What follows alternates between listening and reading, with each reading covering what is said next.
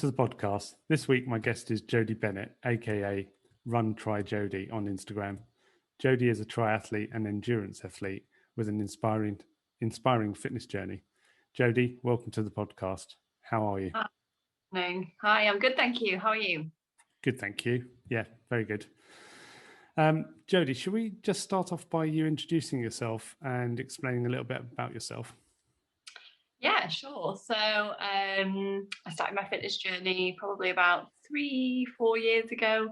And yeah, I basically fell in love with the world of triathlon after choosing to do a triathlon as my first challenge when I was trying to lose some weight. And yeah, absolutely fell in love with it after that. Didn't go for the standard, aim to achieve a 5K. Just went all out and did a triathlon, which was great. So you've come a long way in terms of your fitness. Do you want to just talk about kind of your weight loss and your change of lifestyle? Yeah, I mean, so about 4 years ago, I was 8.5 stone heavier, really. And I think I just realised that it just couldn't continue anymore. And so I started just walking a mile a day to the end of my estate and back, really, and started to get a bit faster at it, as time went on. And that's when I then started to think, okay, I can maybe do something a bit more than this. And the weight started to come off, and then I started to do other things. I didn't really do the cycling aspect until actually the triathlon. I got my first road bike, which wasn't the best bike, but it still did the job. And yeah, swimming has always been something I've done. I actually used to be a synchronized swimmer at school. Yeah, random. Very similar to swimming in a lake. Absolutely. Right. And then yeah, just took it from there, really. And once I'd done one, thought, right, I need to beat that time. I need to try and do this a bit better. And then yeah, just enjoyed it ever since, really. That's good. And was there anything that kind of triggered your change of lifestyle? Honestly, I don't remember. It all feels such a blur now when I think back about it, and I don't recognise myself as the person that I was before. Yeah, I can't really pinpoint it. I didn't wake up one morning and think, right, this is it. This is the start of me making this journey. I'd done so many fad diets and things like that before, and it just never worked. And yes, I don't honestly know what triggered it and what changed it. But it was actually a change of lifestyle, not just the diet and everything else. Yeah, it's just everything, and it has to be a way of life, and that's what it is now. Was the difference a change in your eating habits, or was it mainly fitness and getting into exercise? Well, I have to say, I'm a big carb lover. I still am now. But at that's that good. time, That's good for endurance events. Absolutely, yeah. But I can absolutely love it this time now. Whereas before, I did very much where I was very protein focused, reduced carbs, and it did work for me because it meant everything came off quite quickly. And then obviously you just have to tweak your diet depending on what you're doing. And obviously now I've learned a lot more about food as I've got along with my journey, and now realize the importance of the carbs. And yeah, it's completely different. Yeah, I think I'm very similar to you. I've got a similar sort of background to you. I lost a lot of weight after going through years of trying different diets that just didn't work. And in particular, one diet that I won't mention the name of, but almost killed me in terms of ended up with pancreatitis. So yeah, it's a for me there was a triggering event, which was meeting someone at a gym, a personal trainer who just kind of made me accountable. Do you find accountability key? And is that perhaps why you do triathlon, which is you've got a goal and you've got an event that you have to then train for? Yeah, I think that's it. I think if you've not got a goal set for your next one, I think you can easily lose focus. And I think that's probably why all the time my friends will be saying, well, what are you doing now? You know, calm down, you've done enough. And actually, no, you need that sort of focus and that sort of excitement really for the next event to keep you going.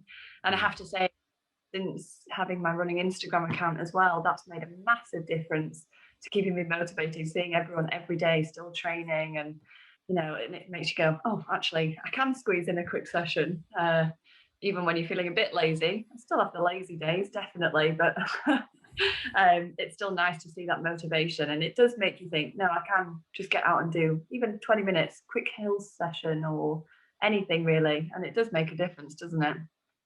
And do you look back at your, old pictures on Instagram as a way of kind of motivating yourself as well?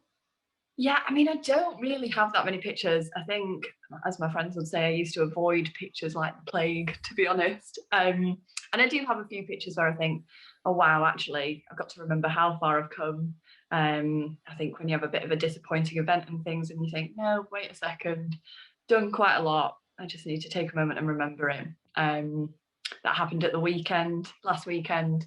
It was my ultra marathon, well, my second ultra marathon, but it was a fell running event. And I've been trying to get a little bit into fell running recently. And with one of my friends from work who absolutely flails down those hills, like, it's just incredible. I'm there sauntering down, taking every little step down, and they're just running down, not a care in the world. And I think that's a technical skill I'm definitely having to work on. Yeah.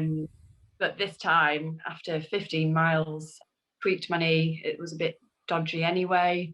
And yeah, I had to bow out. And 15 miles out of 32 was very disappointing. But then I had to think about the longer goals, the longer term goals. And otherwise, being out with injury is a massive thing, isn't it? I think, I think I saw your Instagram post the other day, and it is difficult. I often find that sometimes those type of events that don't go to plan do build.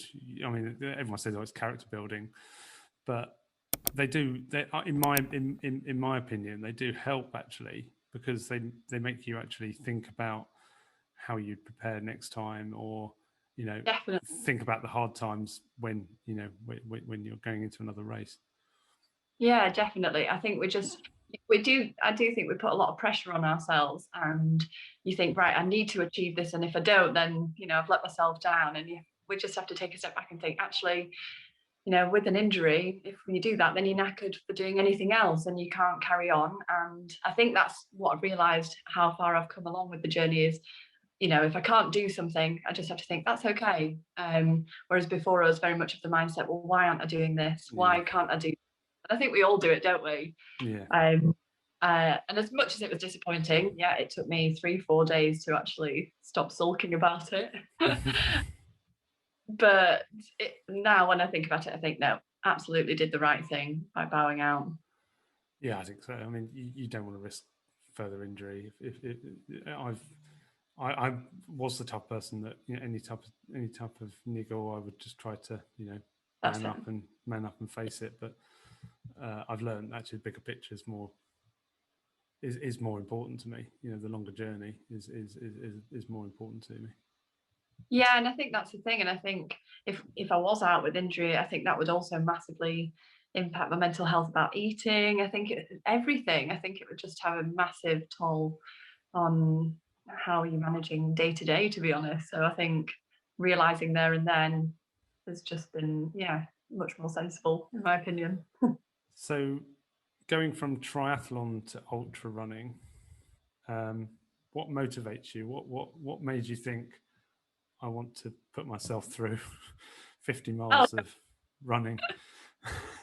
I mean, it's always go big or go home. I think I keep saying to myself. I think because I've done quite a lot of triathlons, I think I wanted my first ultramarathon that I did just the year before COVID was 100 kilometers and London to Brighton.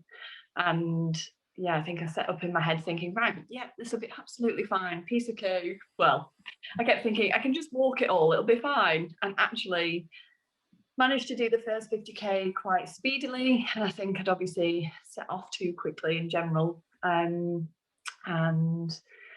yeah, then about 58 kilometers. Oh, I was in an absolute mess.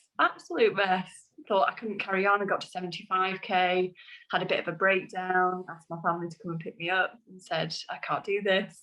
And then when they got there, they were like, no, come on, 25k away, you can do this.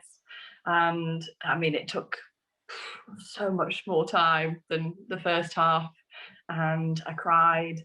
And when it turned out it was 106 kilometers, John, I absolutely had a meltdown. So I was at the 100k mark, looking at my watch going, I can't see the end. Where is the end? And 6k extra. I was very grumpy with people. Didn't want to engage. That's quite mean, actually. It's really mean. I think you yourself up mentally thinking, right, okay, I've only got another 8k to go to get to that 100 mark. And when you get there and you think, I'm nowhere near the end. I think we've all done that, haven't we? And we thought, right, yep, should be there. I got angry when I had to run 11.5k in a 10k race, which, you know, I thought I'd finished, and it was like, I looked at my watch, I was like, I finished, it's 10k, and then realised actually it wasn't a 10k race at all. They'd completely mismeasured everything. But 6k on 100k is very mean. Yeah, I mean, I wasn't very nice to my family, I'm not going to lie. Because they were just like, you've got this, you could do this. I was literally like, you all need to be quiet. I need to focus. And then I just had a meltdown at the end, cried, But it must have been fantastic going across the line, though. Oh my God, it was quite possibly one of the best feelings I've ever had. So emotions, didn't know what to do with myself. I didn't know whether my body was about to collapse. I didn't know whether to just like hug everybody or just cry at everyone. It was just bizarre.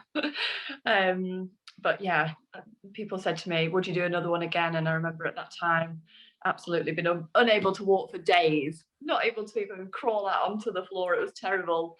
And then a week later, somebody said, would you do it again? I was like, yeah, I think I would. I think we've all been there where you before the race go, I'm never doing this again. And why did I sign up for this? And then straight after the race, straight onto the website, booking next year. Yeah, I mean, I guess from your perspective, doing an ultra makes it makes triathlon look easy. So, I guess when you've done lots of triathlons. Should we, just in terms of kind of what got you into triathlon, what were the reasons for you going from kind of the fitness journey of kind of doing walking and then steadily building? What got you into triathlon in the first place?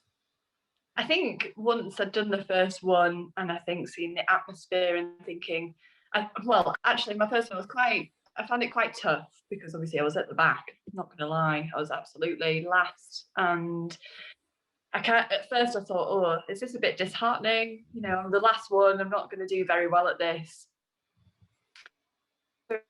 When I was running in was just incredible and so supportive. And I think that's what made me think, actually, this is a community of people that want you to do well and they want you to do whatever you can, regardless of how long it takes you. And I think that was the big thing for me that made me think, right, I can do this again. I'll try a bit better. We'll see how it goes. And then each time it just felt nicer and nicer, became a bit easier, got a bit quicker. So it gave me the motivation to carry on doing more, really. But that's what people need to remember, is that you've got to start somewhere. And I think it puts a lot of people off. And I know the swimming aspect puts a lot of people off. But for me, I mean, I've always been a strong breaststroke swimmer. So the majority of the time I don't even front crawl, and I'm still quicker than a lot of the front crawlers. And I think just people should still try it and just even do breaststroke. It's not a problem. And I think it's just a way for people to see what it is, have a go at it, and then feel that feeling you get at the end and see the support that goes with it. And I think just give it a go. I think it's mainly because swimming is all about technique, and there is a fear. There's a fear of swimming. Fear of drowning, fear of not being in control. And most people, to fight that fear, you have to put yourself into it. I mean, I've mentioned on this podcast before, people have contacted me saying, I want to do a triathlon, really motivated to do it after seeing your posts on Instagram, but I can't swim. And my response, it's a bit flippant, but it is, you'll never learn to swim unless you actually do some swimming. Absolutely. And it's as easy as that. Start off small, build up. Yeah. But get in the pool regularly. The only way you'll become good at swimming is actually practice and keep practicing and keep just building on, smaller increases in the number of lengths you do. Yeah, definitely. For me, the most demotivating thing is coming out of a triathlon. I come out of the water kind of in the top half and feel really great that I'm out on the bike quite quickly. But then I see all the other cyclists come whizzing past. That's quite demotivating.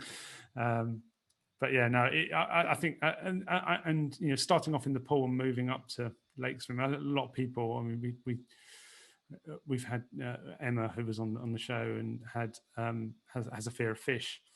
Yeah. And lake swimming or sea swimming is completely different to swimming in the pool, but it's just building up that kind of confidence levels. And I'd never done an open water swim until my first triathlon, so I'd never done it. I literally went from swimming in the pool to then getting into the lake and going, oh my god, what is this? This is cold. How do I change my breathing? What do I do?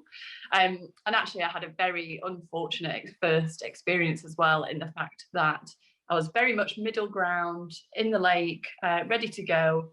And when the klaxon went, I set off swimming, thought, okay, great. And then somebody grabbed my leg and pulled me under. So that happened in my first triathlon. Wow. Yeah.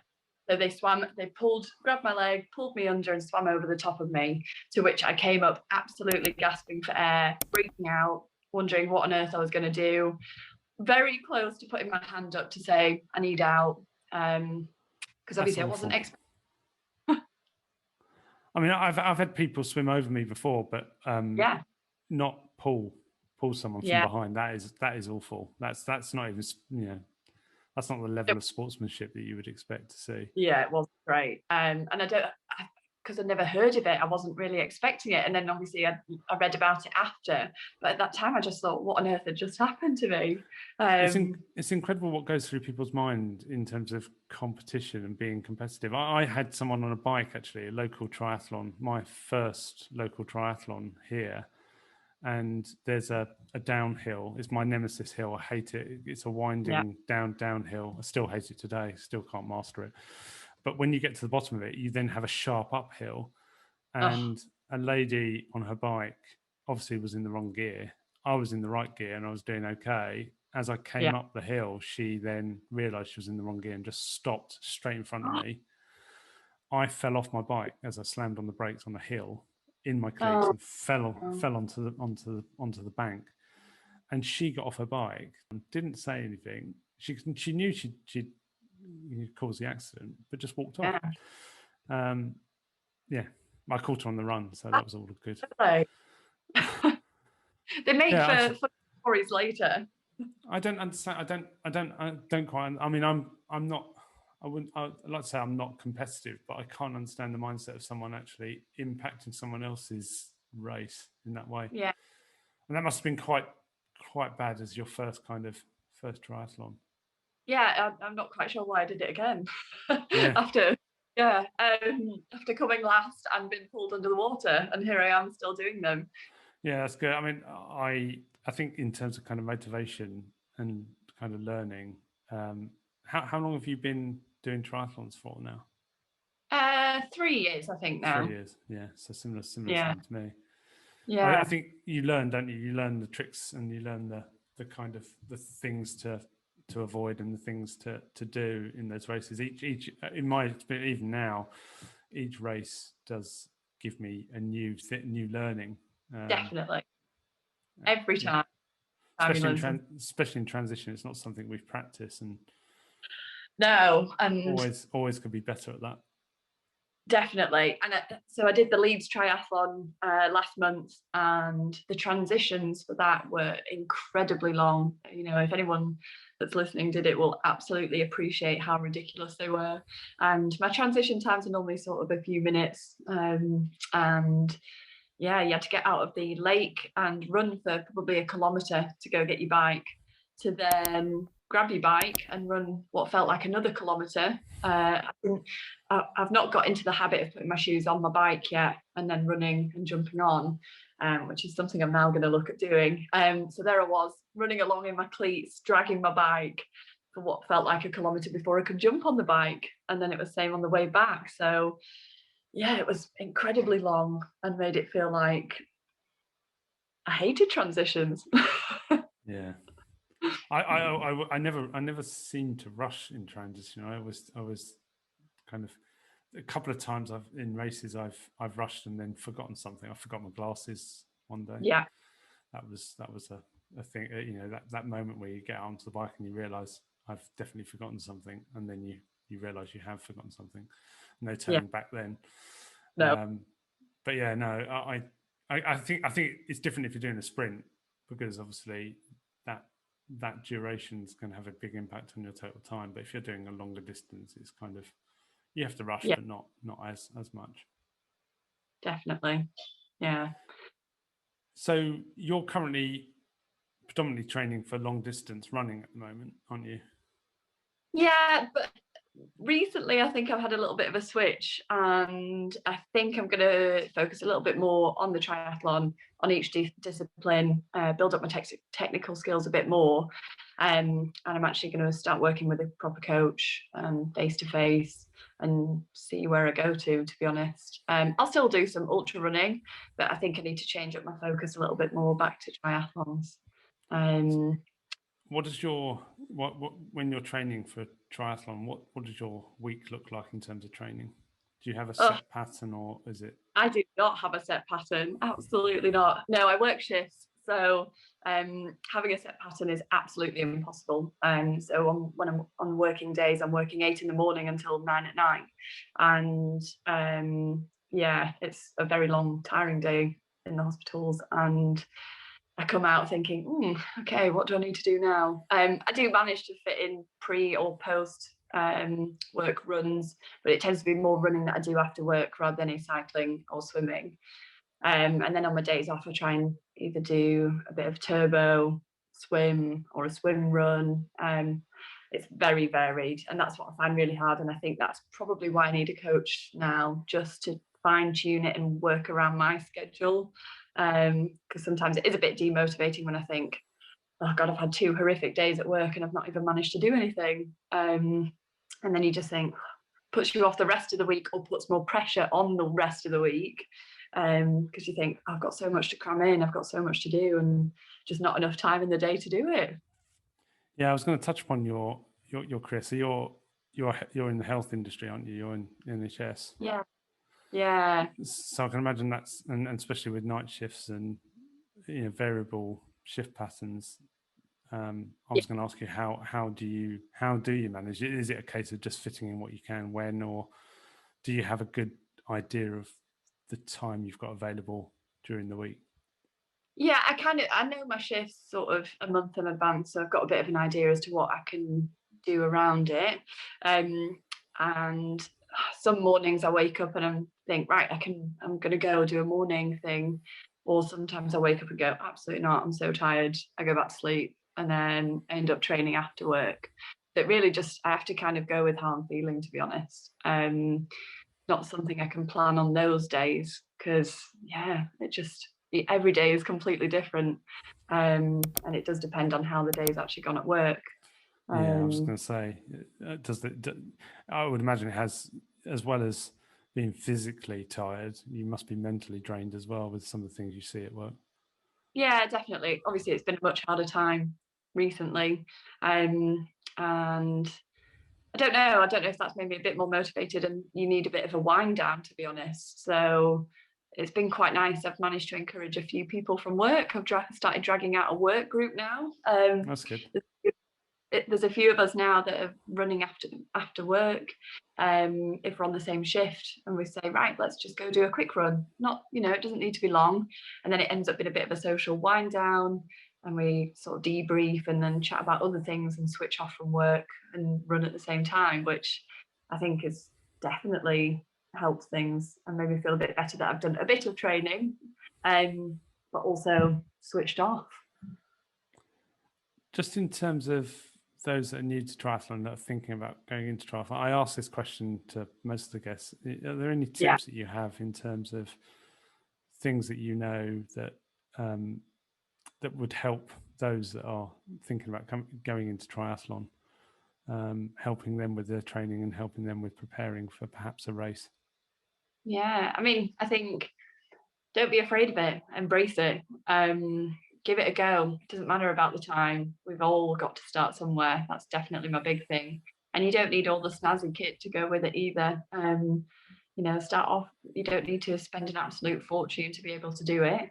And I think that's where I started. And then you get a bit giddy when you start enjoying it, don't you? And then you start treating yourself more and more. But you just don't need to just start with and see if it's something you enjoy.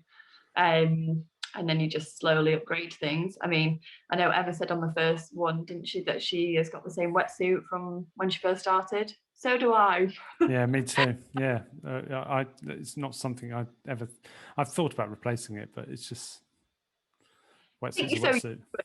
Yeah, you get so used to it, and you know how well it works for you. And you know you can whip it off quickly. You know how to do it. And I think, yeah, you get used to certain things, and you don't quite want to let them go. But yeah, I would definitely say just give it a go. You've got nothing to lose by trying it, and if you don't enjoy it, you don't enjoy it. Yeah, exactly. I mean, I did. I think it was my second road bike ride on my first triathlon, and my first lake swim, open water swim, was on my first triathlon. So you know, and I remember standing in transition, absolutely clueless. Yeah, but the key thing for me was there were so many people in transition that were willing to help. I mean, I remember struggling trying to put the wetsuit on. I remember struggling with, you know, setting up the bike, knowing exactly, you know, what order you had to put things in. It's that, I think, is quite, I mean, the triathlon community is quite strong. There are some in the triathlon community that are very competitive and don't really want to help, and, you know, they're focused on themselves. But large majority of people I've experienced have been really friendly and helpful, and really a pleasure to know as well.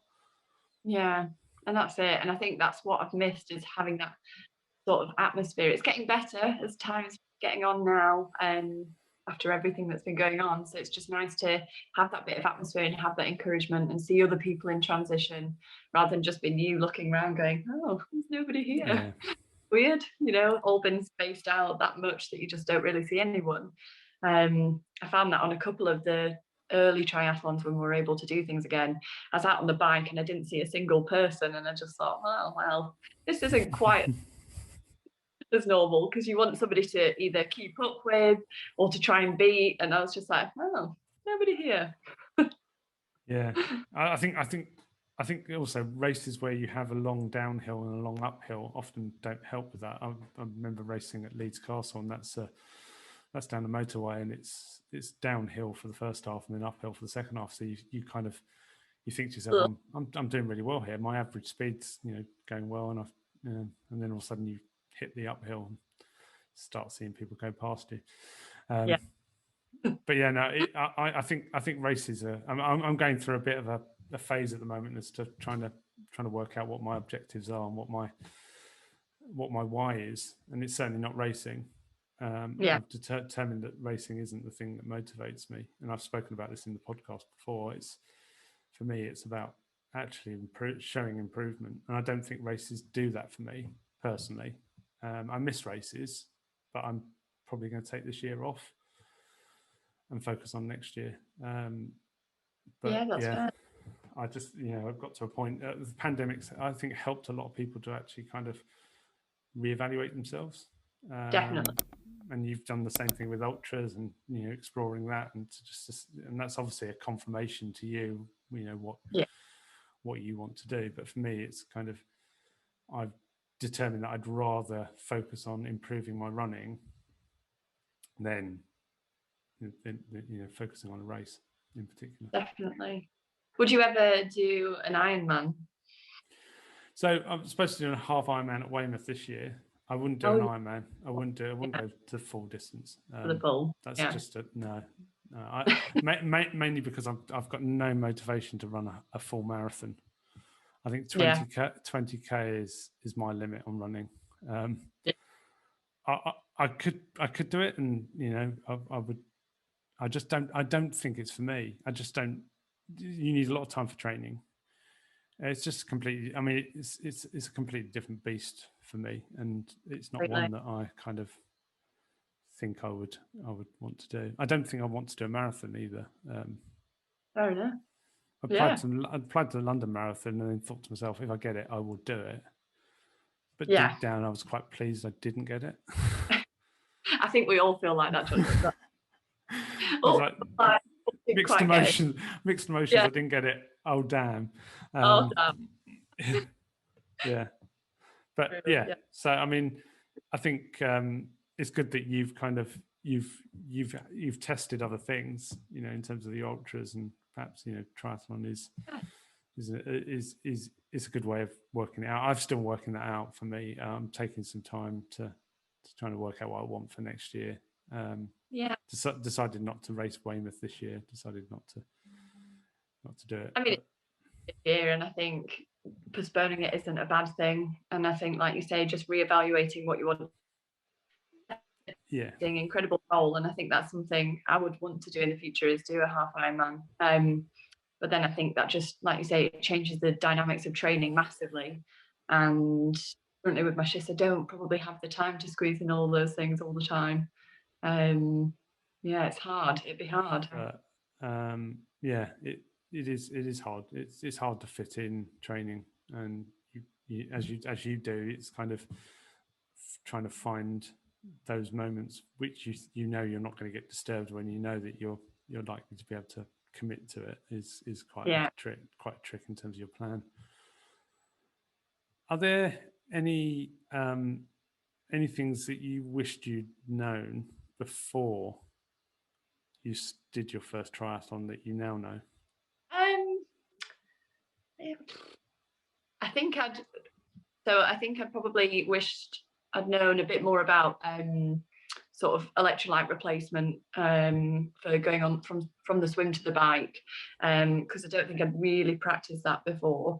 And I think when I was halfway through the bike on my first couple of triathlons, absolutely cramped and had to get off the bike, and I found that really difficult.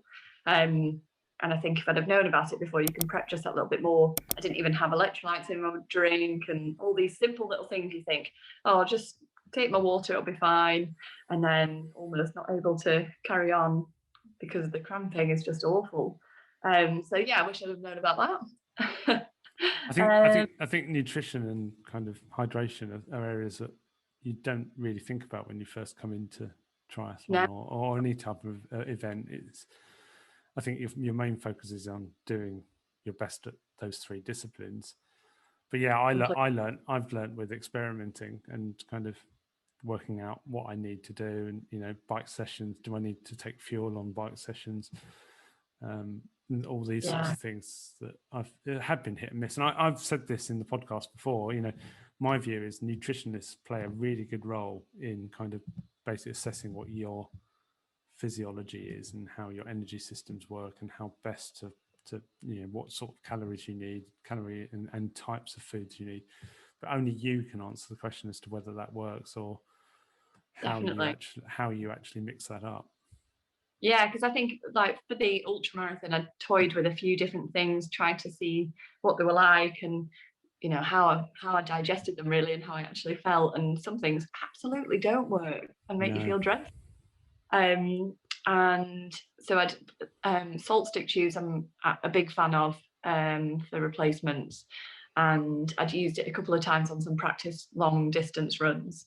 And then when it actually came to the 100k, I think I was popping them like sweets, to be honest, because it was so hot that I started panicking that I wasn't getting enough. And then, like I say, after halfway through, I felt dreadful. I couldn't stomach any normal food because it made myself feel so sick. And you just can't always get it right at all. Yeah, it really is. It's different for every single person. What's your go-to snack on a run? I don't actually take anything on runs anymore, even longer runs anymore. I don't take anything. I used to be the type of person to take a couple of gels with me, and I'll take a gel. I don't eat when I'm running. I can't eat when I run. at all. Yeah. But yeah, I don't take anything.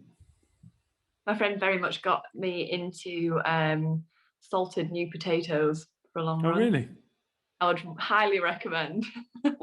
Controversial, a savoury snack on a run. Yeah, it is great. It makes a massive difference.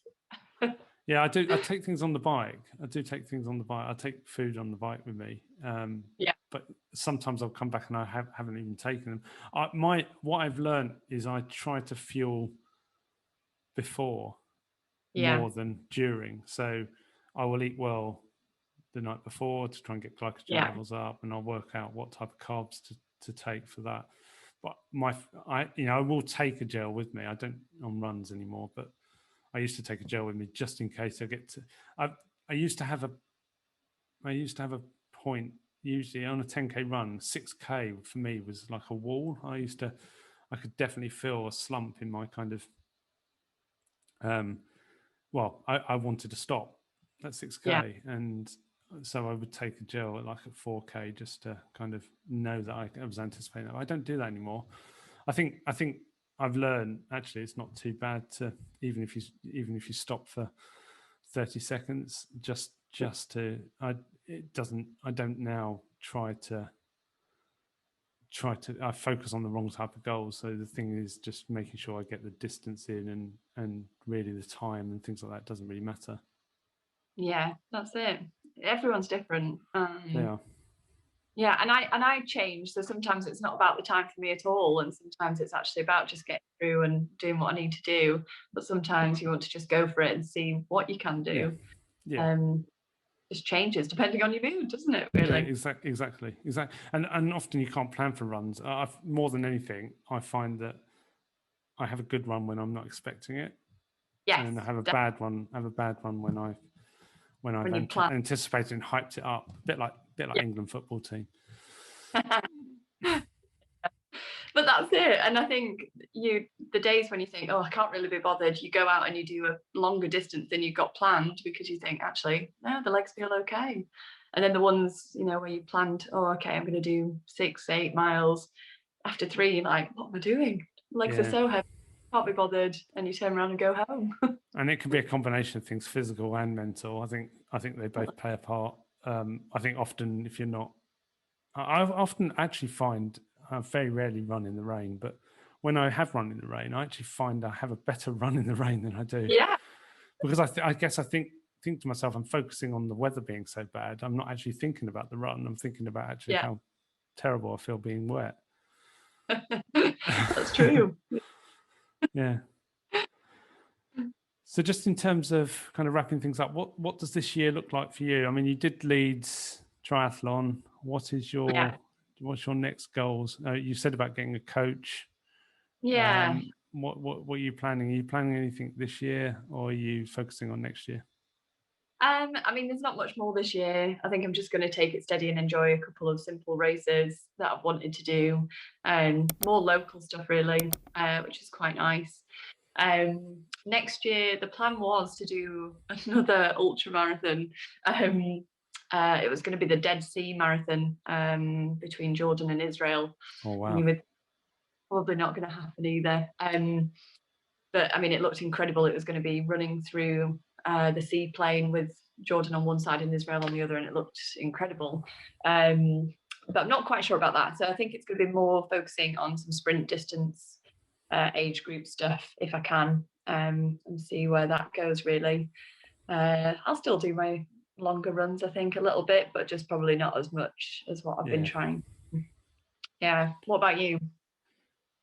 Well, I'm not going to race this year, I don't think. Yeah. I might do a local sprint or standard distance before the season ends, but I've decided to take my focus is to try and improve my running. That's where I'm focusing on. So my plan is to up a bit of volume on the running more regularly. So I am actually going to go back to the start again. So next year I am considering doing a half Ironman, but for me, I'm going to focus on standard distance. And build. I've got a PB for 5K, which motivates me more to beat than anything. Not in a race either. I'm just going to go out one day. I'm going to put it in my diary and say, this is what I'm planning to beat my 5K time on. So yeah, that's my plan, is to improve my running. I'm still train for triathlon as if I was training for a half Ironman through the winter. But yeah, my focus is going to be next year.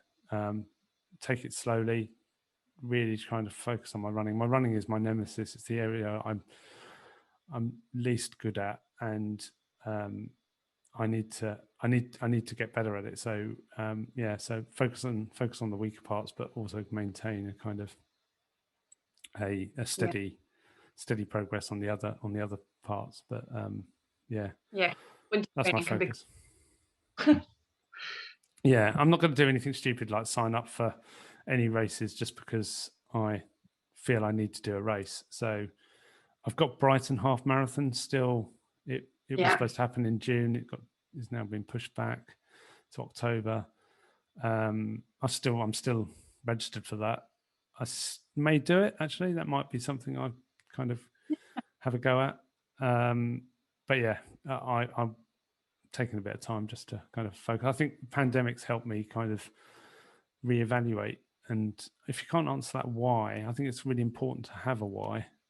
If I can't answer it, then probably something not quite right there in terms of why am I doing it. So yes, I'm going to take some time to kind of reevaluate, and I'm enjoying doing the podcast and meeting people. I mean, I've loved talking to people that I've seen on Instagram for years and not had the opportunity to talk to before. So it's been great. Yeah, that's it. I mean, it's been interesting watching your journey all the way along, and actually we've finally caught up face virtually.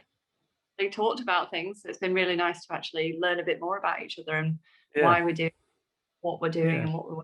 It's really nice. You're not alone in having a bad race as well. I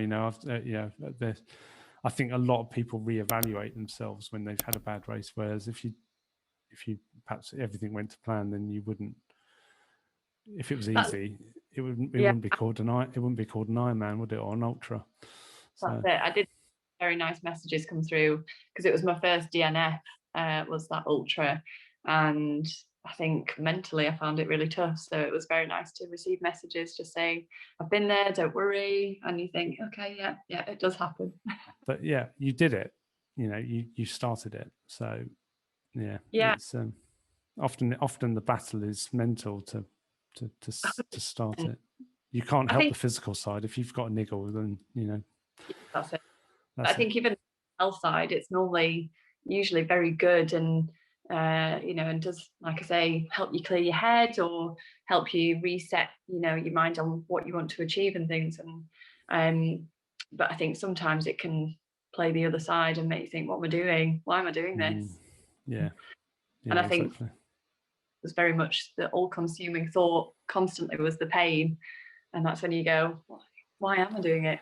Well, there's the why. Why am I doing this? I do like the community that we have, for being so supportive and always giving that encouragement. Because I think some days it's what you actually need, isn't it?